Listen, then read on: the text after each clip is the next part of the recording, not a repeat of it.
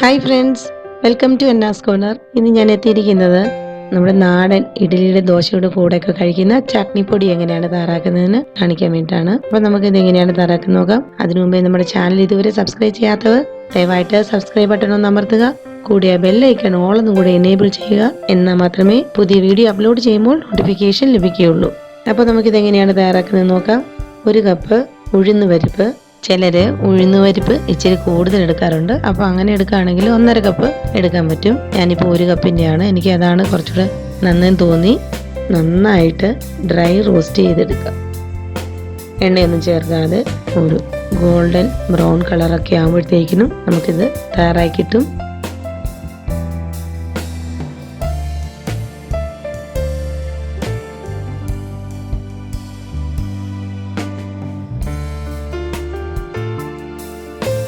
എന്നിട്ട് 1 കപ്പ് കടലപ്പരിപ്പ് അല്ലെങ്കിൽ സാമ്പാർ പരിപ്പ് ചേർത്താലും മതി. 1 കപ്പ്, നിങ്ങൾ ഏത് കപ്പാണ് എടുക്കുന്നത് വെച്ചാൽ അതേ കപ്പ് വെച്ച് തന്നെ മെഷർ ചെയ്യുക. എന്നിട്ട് ഇതും നന്നായിട്ട് ഡ്രൈ റോസ്റ്റ് ചെയ്തെടുക്കുക. ഗോൾഡൻ ബ്രൗൺ കളറൊന്നും ആവില്ല, ചെറിയൊരു കളർ മാറ്റം. പക്ഷേ ഇത് നന്നായിട്ട് ഡ്രൈ ആയി കഴിയുമ്പോൾ നമുക്ക് അറിയാൻ പറ്റും, നന്നായിട്ട് സൗണ്ട് കേൾക്കാൻ തുടങ്ങും, വെയിറ്റ് കുറഞ്ഞു വരുന്ന പോലെ തോന്നും.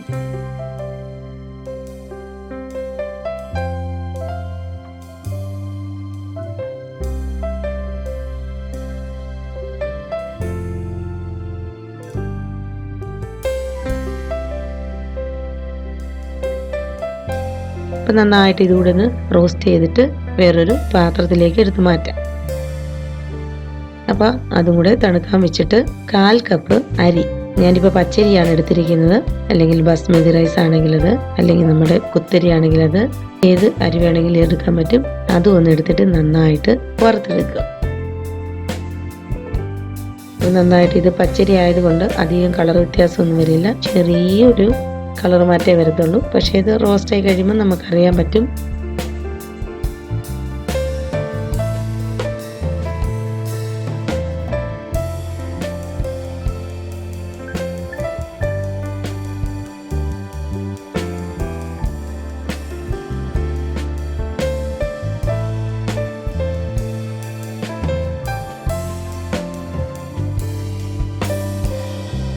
ഈ പരുവാണ് ഇടുന്നത്.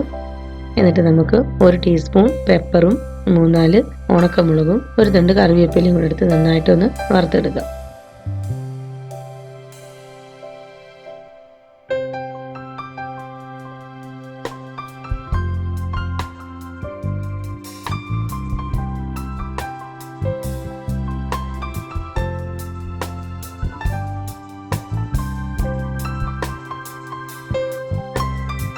ഞാനിത് നന്നായിട്ട് കഴുകിയതുകൊണ്ട് വെള്ളം തെറിക്കാതിരിക്കാൻ വേണ്ടിയിട്ട് എണ്ണ ചേർക്കാതെയാണ് ആദ്യം വറുക്കുന്നത്.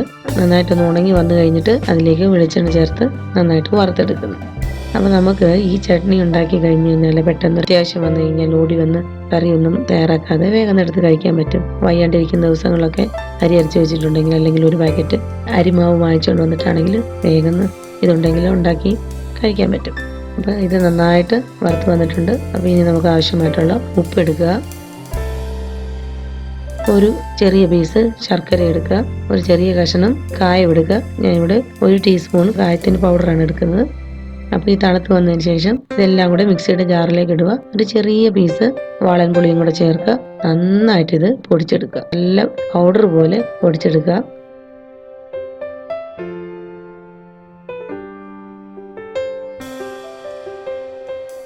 എന്നിട്ടിത് തണുത്തതിന് ശേഷം നമുക്ക് എയർ ടൈറ്റ് കണ്ടെയ്നറിൽ സൂക്ഷിച്ചു വെക്കാൻ പറ്റും.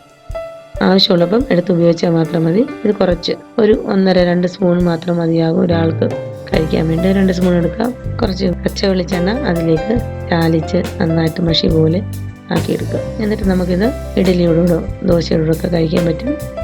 കറി ഉണ്ടെന്ന് പറഞ്ഞാൽ, സാമ്പാറോ ഒക്കെ ഉണ്ടെന്ന് പറഞ്ഞാൽ ഇതിൻ്റെ കൂടെ കഴിച്ചു കഴിഞ്ഞാൽ നല്ല ടേസ്റ്റാണ്.